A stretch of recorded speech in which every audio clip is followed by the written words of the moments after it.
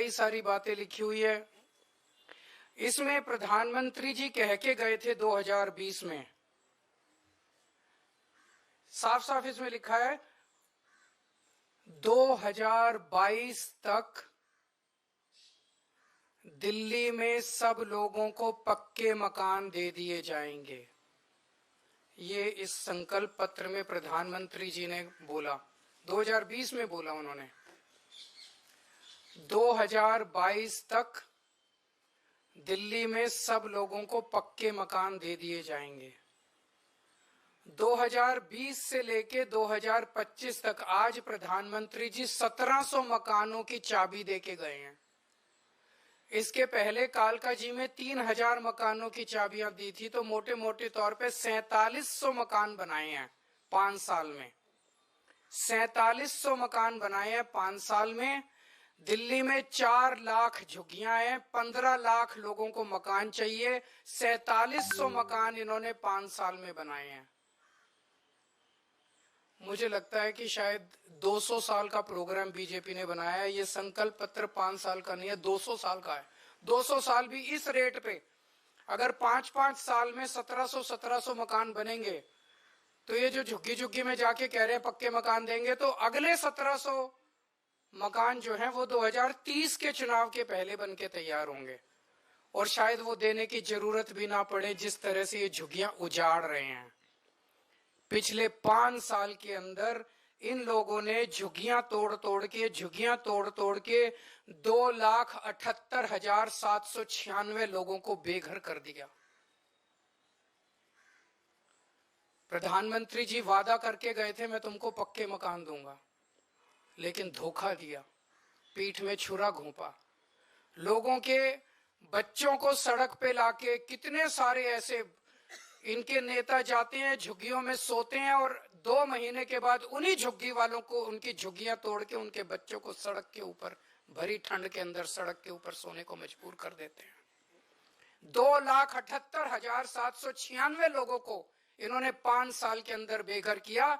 आज मैं आपको लिख के दे रहा हूं, मेरी बात नोट कर लेना। 2030 के चुनाव में अगर इन लोगों को वोट दे दिया, 2030 के चुनाव के पहले दिल्ली की सारी झुग्गियां तोड़ देंगे। 1700 फ्लैट भी नहीं देने वाले अगले 2030 के चुनाव तक। ये सारी झुग्गियां तोड़ देंगे, एक भी पक्का मकान ये लोग नहीं देने वाले। ये लोग गरीबों के दुश्मन हैं ये लोग। और जो 3000 कालका जी में मकान दिए हैं इन्होंने, एक बार जाके देख लो, नरक से भी बदतर है वो। लोग कह रहे हैं इससे तो झुग्गी अच्छी थी, पक्के मकान क्या दिया। नरक से भी बदतर दशा है वहां पे लोगों की। न सीवर है, न पीने का पानी है, कुछ भी नहीं है वहां पे। पूरी बुरी हालत है वहां पे लोगों की जो कालका जी के अंदर रह रहे हैं। आज प्रधानमंत्री जी 10 साल के बाद आके 3 कॉलेजेस का शिलान्यास करके गए। कॉलेज शुरू नहीं हुए अभी, आज भूमि पूजन हुआ है, आज शिला रखी गई है, शिलान्यास हुआ है, नींव रखी गई है उन कॉलेजों की। मैं प्रधानमंत्री जी को कहना चाहता हूं, प्रधानमंत्री जी 10 साल लग गए आपको 3 कॉलेजों की शिला रखने में। इन 10 सालों में जब तक आप शिला रख रहे थे, इन 10 सालों में मैंने 22,000 क्लासरूम बना दिए, 3 नई यूनिवर्सिटी बना दी, 11 नए वोकेशनल कॉलेज बना दिए और 6 यूनिवर्सिटी कैंपस बना दिए। जितना टाइम आपको 3 शिलान्यास रखने में लगा, उतने टाइम में हम लोगों ने 22,000 क्लासरूम बना दिए, 3 नई यूनिवर्सिटी बना दी, 6 नए यूनिवर्सिटी कैंपस बना दिए और 11 नए वोकेशनल कॉलेजेस बना दिए।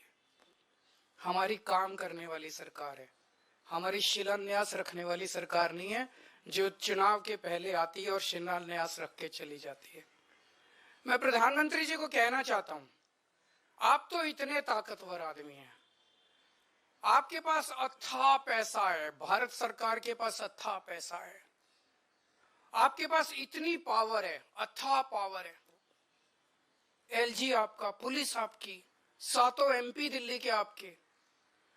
मैंने 3 नई यूनिवर्सिटी बनाई, आप 30 नई यूनिवर्सिटी बनाते दिल्ली के अंदर, और आज आपको हमें गालियां देने की जरूरत नहीं पड़ती। आज आप दिल्ली के अंदर आते, दिल्ली के लोग आपको सर आंखों पे उठा लेते। मैं प्रधानमंत्री जी को कहना चाहता हूं, मैंने 22,000 क्लासरूम बनाए, आप 1 लाख क्लासरूम बना देते प्रधानमंत्री जी, लंबी लकीर खींचते।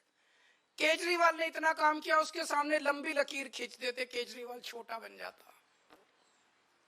लोग आपकी वाह वाह करते। आपको मुझे गाली 39 मिनट तक आपको गालियां देने की जरूरत ना पड़ती अगर आप कुछ काम करके दिखाते प्रधानमंत्री जी। आपकी वाह वाह होती। मैंने 530 मोहल्ला क्लिनिक बनाए 5 साल के अंदर दिल्ली में। आप 5,000 मोहल्ला क्लिनिक बना देते प्रधानमंत्री जी, आपकी वाह वाह होती दिल्ली के अंदर। केजरीवाल को, आम आदमी पार्टी को, झाड़ू को कोई पूछता ही नहीं। आपको मुझे गाली देने की जरूरत नहीं पड़ती। अगर आप, मैंने 5 नए अस्पताल बनाए पिछले कुछ सालों में, आप 50 नए अस्पताल बनाते दिल्ली के अंदर, प्रधानमंत्री जी आपकी वाह वाह होती। लोग कहते भाई प्रधानमंत्री ने बड़ा। आपको आज 39 मिनट तक केजरीवाल को और मोहल्ला आम आदमी पार्टी को और दिल्ली के लोगों को गालियां देने की जरूरत नहीं पड़ती। पिछली बार याद करो, इसमें भी लिखा हुआ है, इनके संकल्प पत्र में लिखा है, 40 पूर्वांचली समाज के साथ सबसे बड़ा धोखा किया है भारतीय जनता पार्टी ने। सबसे बड़ा धोखा पूर्वांचली समाज के साथ किया। हमारे उत्तर प्रदेश और बिहार के गरीब भाई दिल्ली में आते हैं, या तो पढ़ने आते हैं या नौकरी ढूंढते हुए आते हैं। उन्हें दिल्ली में किराए पे रहने के लिए जगह नहीं मिलती, तो वो कच्ची कॉलोनियों के अंदर सस्ते किराए पे या तो ले लेते हैं जगह, और या खरीद लेते हैं सस्ती कच्ची कॉलोनियों के अंदर। तो कच्ची कॉलोनियों में दिल्ली के अंदर लगभग मोटे मोटे तौर पे सब पूर्वांचल समाज के लोग रहते हैं। दिल्ली के अंदर कच्ची कॉलोनियों में 2014 के पहले कोई काम नहीं होता था, नरक की जिंदगी थी। 10 साल के अंदर आम आदमी पार्टी की सरकार ने लोगों को इज्जत और सम्मान की जिंदगी दी। हमने अपने पूर्वांचल समाज के भाइयों के लिए सड़कें बनाई, गलियां बनाई, स्ट्रीट लाइट्स लगवाई, नालियां बनवाई, सीवेज सिस्टम दिया, पानी की पाइपलाइन बनवाई, सीसीटीवी कैमरे लगवाए, मोहल्ला क्लिनिक बनाए, अस्पताल बनाए, स्कूल बनाए, उनको इज्जत की जिंदगी दी।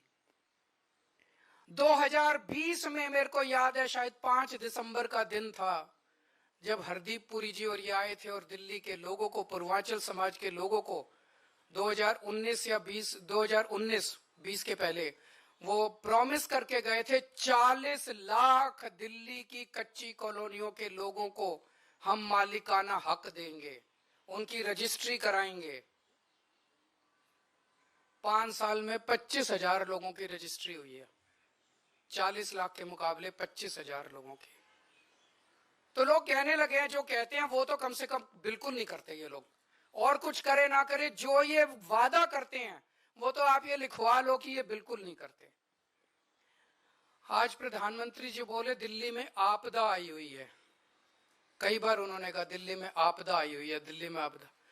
आपदा दिल्ली में नहीं आई, आपदा भाजपा में आई हुई है। 3 तरह की आपदा भाजपा में आई हुई है। पहली आपदा, भाजपा के पास सीएम चेहरा नहीं है।